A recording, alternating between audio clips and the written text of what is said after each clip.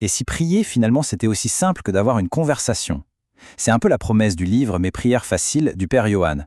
Aujourd'hui, on va plonger dedans, on va explorer les idées clés pour comprendre comment il propose de rendre ce dialogue accessible à tous. C'est parti.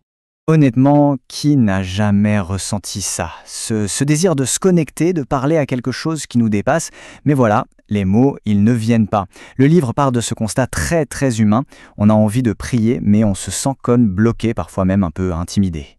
Alors, la solution que l'auteur propose, elle est d'une simplicité désarmante. Oubliez les techniques compliquées, les formules à apprendre par cœur, non. C'est juste une invitation à être soi-même. La réponse à ce blocage, en fait, elle est là, dans l'authenticité de nos propres mots. Voilà, on entre dans le vif du sujet. La première grande idée du livre, c'est vraiment de changer complètement de perspective. Et si prier n'était pas un exercice tout formel, mais simplement une conversation. Et l'auteur insiste beaucoup là-dessus. Prier, ce n'est pas une performance. Peu importe si les mots sortent un peu de travers, ou même s'il n'y a pas de mots du tout. Non, l'important, c'est l'intention. C'est juste le fait de se tourner vers Dieu, comme on est, là maintenant. Et ça, cette citation, elle résume vraiment tout. Ce n'est pas la beauté de nos phrases qui compte, mais la sincérité de notre démarche. L'éloquence, on s'en fiche un peu. C'est l'intention qui prime. C'est une idée qui libère énormément, je trouve. Bon, tout ça, c'est une très belle idée, mais concrètement, au quotidien, comment on fait? C'est justement là que le livre devient super pratique. Il propose d'intégrer cette conversation dans les petits moments de tous les jours pour rendre l'ordinaire un peu plus sacré. L'approche est vraiment très très concrète. Le livre est plein de prières courtes pensées pour des moments clés. Par exemple, le matin, pour bien commencer, le soir avant de s'endormir, au moment des repas ou même au travail. L'idée, c'est juste de créer de toutes petites pauses pour se reconnecter. Et attention, l'objectif, ce n'est surtout pas de rajouter un truc en plus sur la to-do list, on en a déjà assez comme ça. C'est plus un changement d'état d'esprit. C'est de transformer un devoir en un choix, celui de se rappeler, dès le matin, qu'on n'est pas tout seul pour affronter la journée. Maintenant, on aborde une partie plus délicate. Parce que la vie, ce n'est pas toujours simple. Que se passe-t-il quand ça fait mal? Le livre n'évite pas la question. Au contraire, il plonge dans ces moments où les mots sont les plus durs à trouver, les moments d'épreuve. L'auteur y consacre vraiment toute une section. Il propose des prières pour la maladie, pour l'angoisse, le deuil, bref, tous ces moments où on se sent complètement démuni et où, franchement, on ne sait plus quoi dire. Et là, il y a une nuance qui est super importante. Le livre est très clair là-dessus. La prière, ce n'est pas une formule magique pour faire disparaître la souffrance. Pas du tout. C'est plutôt la recherche d'une présence qui nous accompagne à travers la douleur. La différence est énorme. Ce n'est pas une fuite, c'est un soutien. Écoutez cette phrase, tirée d'une de ses prières. Elle est d'une puissance folle. « Sois là où je ne te vois plus, tiens-moi là où je ne me tiens plus moi-même. » Waouh! Ça capture tellement bien ce cri du cœur.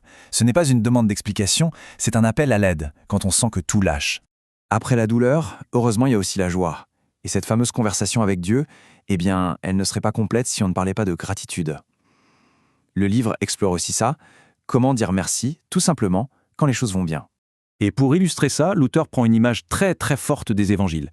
C'est l'histoire de 10 lépreux. Imaginez la scène. Tous les 10 sont guéris. C'est un miracle, un truc incroyable. Et c'est là le détail qui change tout. Sur les 10, il n'y en a qu'un seul qui revient sur ses pas. Un seul. Juste pour dire merci. C'est un rappel tellement puissant, non? De ne pas prendre la joie pour acquise. De juste s'arrêter une seconde pour la reconnaître et remercier. Allez, on arrive à la dernière partie du livre, et c'est peut-être la plus importante, parce qu'elle s'attaque à une peur qu'on a tous un peu au fond de nous, la peur de mal faire, de ne pas trouver les bons mots. C'est la grande question qui peut paralyser. Est-ce que mes mots, même s'ils sont un peu bancals, sont acceptés? C'est cette fameuse peur de ne pas être à la hauteur, celle qui nous empêche ne serait-ce que de commencer. Et la réponse du livre, franchement, c'est un immense soulagement.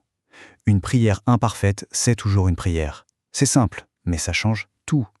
L'important, ce n'est pas d'être parfait, c'est l'intention. Le simple fait d'essayer, c'est déjà l'essentiel. Mais l'auteur va encore un cran plus loin. Que se passe-t-il quand même les mots maladroits ne viennent plus, quand il n'y a plus rien, quand il ne reste que le silence? Le silence aussi est une prière. Ça, c'est peut-être l'idée la plus libératrice de tout le livre. Le silence, ce n'est pas un échec, ce n'est pas un vide. Offrir son silence, c'est aussi une prière. Être juste là, présent, sans un mot. C'est une communication qui va bien au-delà des phrases. Finalement, si on devait tout résumer, ce serait ça. La prière n'est pas une technique, c'est une relation. Voilà, tout est dit. Le but, ce n'est pas de maîtriser quelque chose, c'est de cultiver une relation. Ce n'est pas la performance qui compte, c'est la connexion. Et cette idée toute simple, elle change absolument tout.